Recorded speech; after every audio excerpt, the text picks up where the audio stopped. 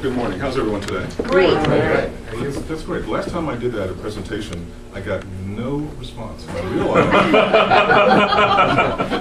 realized that what I hadn't done before I started presenting was take a look at take a look at myself in the mirror. And what I had done that morning, which I rarely do, but you know, you run out of the house and you say, hey, I'm giving a presentation today, it's going to be a long day. Let me just stop and get something to eat. And I'm not a junk food person, but I stopped at Dunkin' Donuts.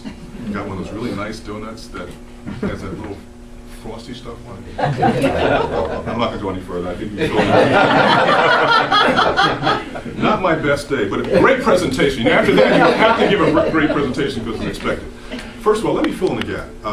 I've been in human resources for a lot of years. I don't even use the years anymore because at some point in time you have a senior moment and you forget. It's been a long time.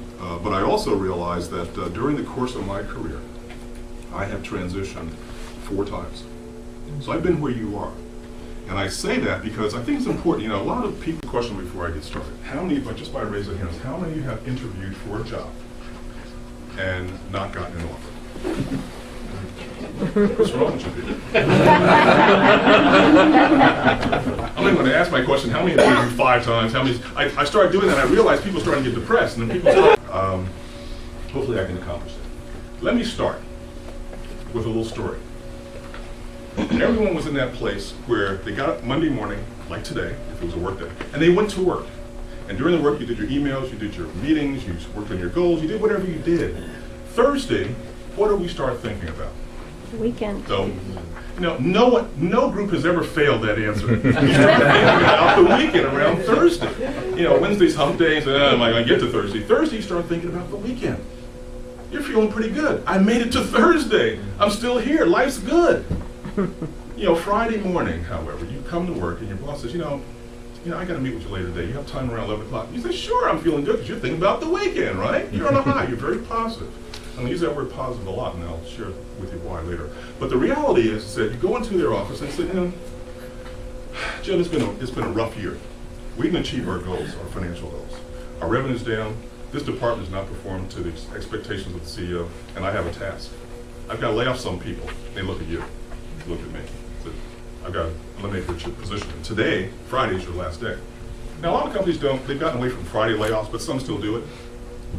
But let's assume it is Friday, and you're told, hey, you know, by the end of the day, you have to meet with human resources, and you go through there, they talk about outplacement or benefits or COBRA, whatever it is. You've all been there, most of you, I suspect. But Saturday morning,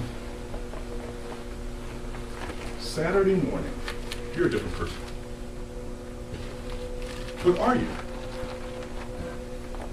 Answer to that is no, you're not a different person. You're the same person. The reality is that we have, for most of our lives, been taught one thing. Most of your working hours, you're going to spend working. So therefore, we took ownership of that. That's what we went to school so that we were going to get a job. My parents told me, Jim, get a good education because you're going to get a good job if you get a good education and job. I heard jobs so much before I got to college that I thought my name was Job. But the reality is that's what we grew up with. And most of us who are over 30 or over 40 or over 50 or over 60, that's what you've heard. And so when someone says, meet with me and snatches that out of the jaws of your professional existence, you get concerned. But what do we get concerned about? I got bills to pay, I got college tuition, I got whatever it is. You start wondering about your financial existence. You start worrying what your family's going to say. Your friends are going to say, what are the neighbors going to say? What are people going to say, coach, to get to a level of objectivity? Because the reality is, when you take ownership of something, and after it's gone, you're still grieving about it, you can't move on. And I can tell you, I've had individuals who came to me after being laid off, unemployed, for over a year, who were still focused on the job they lost, something that's really key. The reason why none of you have a job is because of you. No one else on this planet controls your destiny, unless you believe that someone else does. When I was sitting in my home thinking about, I don't have a job, I don't have a job, I don't have a job. And by the way, second epiphany for those of you, what we think and say most of all we get. So if you're unemployed, which one describes you?